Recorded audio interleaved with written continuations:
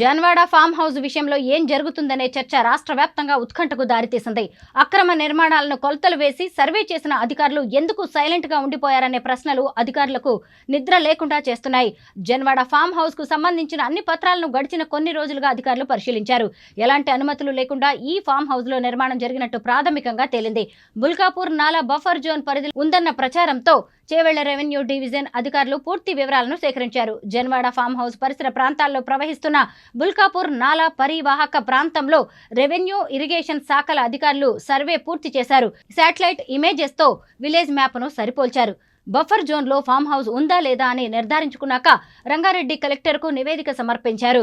Janwada farm house ను త్వరలో కూల్చివేసేందుకు అధికారులు సిద్ధమవుతున్నారని, అన్ని ముందస్తు జాగ్రత్తలు లీగల్ ఇష్యూస్ లేకుండా ముందుకెళ్తున్నారని ప్రచారం జరుగుతోంది.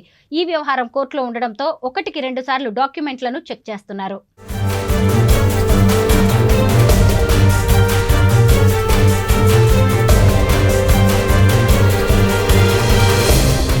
ఒకవైపు రెవెన్యూ, మరోవైపు జలమండలి, ఇంకోవైపు పంచాయతీరాజ్ అధికారులు పూర్తి వివరాలను సేకరిస్తున్నారు. సేకరించిన సమాచారంపై మరోసారి క్షుణ్ణంగా పరిశీలన చేస్తున్నట్టు సమాచారం. ఈ నిర్మాణానికి పంచాయతీ నుంచి ఎలాంటి అనుమతులు లేవని అధికారులు ప్రాథమికంగా తేల్చారు. ఈ మేరకు అధికారులు ప్రాథమిక సమాచారం సేకరించినట్లు తెలుస్తోంది. ఈ ఫామ్ హౌస్ మాజీ మంత్రి కేటీఆర్ ఆధీనంలో ఉండడం, బుల్కాపూర్ నాలా బఫర్ జోన్ పరిధిలో ఉందన్న ప్రచారంతో చేవెళ్ల రెవెన్యూ డివిజన్ అధికారులు అంతర్గతంగా పలు అంశాలను సేకరించారు. మీర్జాగూడ గ్రామ పంచాయతీ పరిధిలో 8 ఏళ్ల క్రితం ఈ జన్వాడ ఫామ్ హౌస్ ను నిర్మించారు. అప్పట్లో గ్రామ పంచాయతీ కార్యదర్శి దీన్ని అక్రమ కట్టడంగా గుర్తించారని తెలుస్తోంది. ఈ మేరకు ఫామ్ హౌస్ యజమాని NSLR ప్రసాద్ రాజు చిరునామాకు నోటీసులు సైతం అందించారు. ఈ నోటీసులపై ఆయన స్పందించకపోవడంతో పంచాయతీ ఆదాయం నిమిత్తం కొద్ది రోజుల తర్వాత ఫామ్ హౌస్ కు ఇంటి నంబర్ 45 కేటాయించి అసైన్మెంట్ చేశారు. ఈ ఫామ్ హౌస్ విస్తీర్ణం 362 గజాలని, 3200 చదరపు అడుగుల్లో ఉందని గ్రామ పంచాయతీ అధికారులు రికార్డులో పేర్కొన్నారు. ఏడాదికి 11,000 ట్యాక్స్ చెల్లించాలని అసైన్మెంట్ ఉత్తర్వుల్లో పేర్కొన్నారు. జీవో నంబర్ 111 పరిధిలో ఫామ్ హౌస్ ఉందని తెలిసినా దాన్ని వేరే యంత్రాంగం పర్యవేక్షిస్తుందన్న భావనతో అప్పట్లో వారు ట్యాక్స్ మాత్రమే విధించారు. ఆ మేరకు నిర్వాహకులు ఏటా ఇంటి పన్ను చెల్లిస్తున్నారు.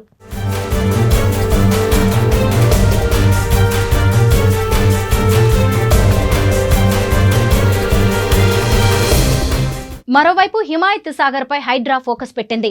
డ్యాంలను రక్షించాలన్న లక్ష్యంతో హిమాయత్ సాగర్ పరిధిలోని ఆక్రమణలపైన హైడ్రో అధికారులు పూర్తి స్థాయిలో దృష్టి పెట్టారు. ఇరిగేషన్ శాఖతో పాటు ఇతర శాఖ అధికారులు క్షేత్రస్థాయి సమాచారాన్ని సేకరించారు. గూగుల్ మ్యాప్లతో అక్రమ నిర్మాణాలను ఐడెంటిఫై చేస్తున్నారు. జలమండలి, రెవెన్యూ అధికారులు FTL పరిధిలో ఉన్న నిర్మాణాలను గుర్తించే ప్రక్రియను మొదలుపెట్టారు.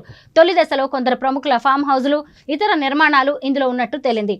అధికార కాంగ్రెస్ కు చెందిన పలువురు నేతలతో పాటు ఇతర పార్టీలు ప్రముఖుల ఫామ్ హౌజులు ఈ జలాశయం పరిధిలో ఉన్నాయి. వాటి నుంచి 10 భారీ కట్టడాలను అధికారులు ఎంపిక చేశారు. ఆయా కట్టడాలు FTL పరిధి లోపల ఎంతవరకు ఉన్నాయి, బఫర్ జోన్ లోపల వెలుపల ఎంత మేర ఉన్నాయనే వివరాలతో నివేదిక సిద్ధం చేయాలని హైడ్రా కార్యాలయం జలమండలి, రెవెన్యూ శాఖ అధికారులను ఆదేశించింది.